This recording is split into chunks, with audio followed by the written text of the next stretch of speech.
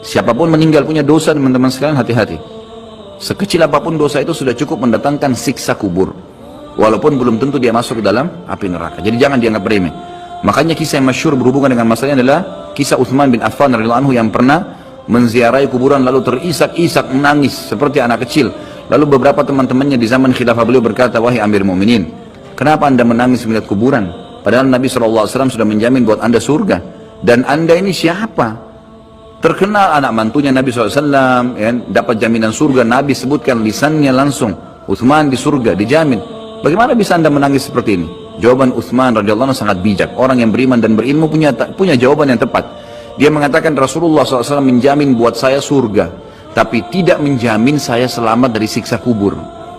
Dari mana jaminan saya disiksa dulu di kubur? Nanti saya masuk surga, betul. Tapi di kubur disiksa dulu karena masih ada dosa. Maka pemahaman yang dikeluarkan oleh para ulama tentang tadi saya bilang, dosa itu sekecil apapun sudah cukup untuk membuat adanya siksaan, gitu kan? Itu karena pernyataan Utsman bin Affan yang menyebutkan statement tadi, gitu kan? Jadi kita harus memahami poin ini, teman-teman sekalian. Makanya jangan pernah tunda minta maaf sama orang, jangan pernah tunda mengembalikan haknya orang lain, jangan pernah menganggap remeh dosa-dosa kecil. Tidak boleh sama sekali. Karena kita akan lihat nanti salah satu penyebab azab kubur adalah tidak cebok pada saat kencing. Masalah kecil yang dianggap kecil oleh orang, gitu kan? Banyak orang anggap remeh.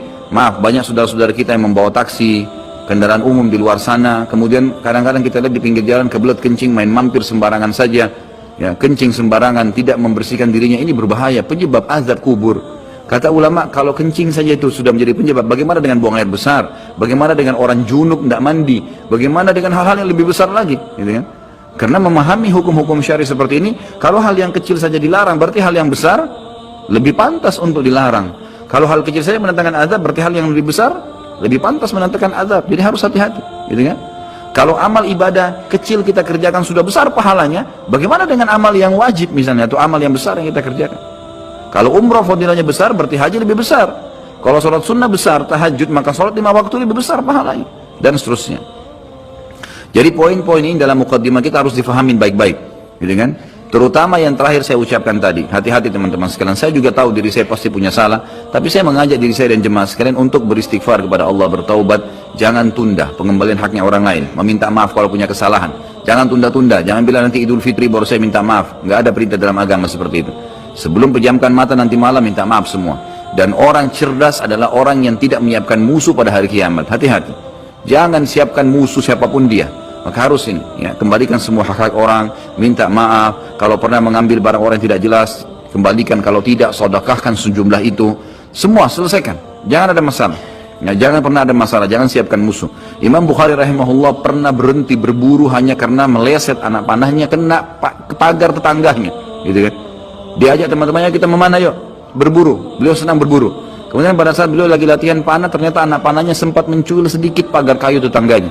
Lalu dia panggil gulamnya, gulam ini kayak pembantunya, sampaikan ke teman-teman saya kalau saya tidak jadi memanah, saya tidak jadi berburu, dan sampaikan kepada tetangga kalau Bukhari minta maaf. Muhammad namanya tentu, Muhammad minta maaf, gitu kan? Sampaikan dan siap mengganti pagar yang rusak itu. Begitu pembantunya Imam Bukhari datang ke tetangga tersebut lalu berkata, ya, Syekh Imam Bukhari menyampaikan maaf karena pagar anda tercuil, diperlihatkan. Lalu tetangganya tersenyum dan berkata, jangankan pagar saya, rumah saya semua buat Imam Bukhari. Saya tidak perhitungan dengan masalah itu.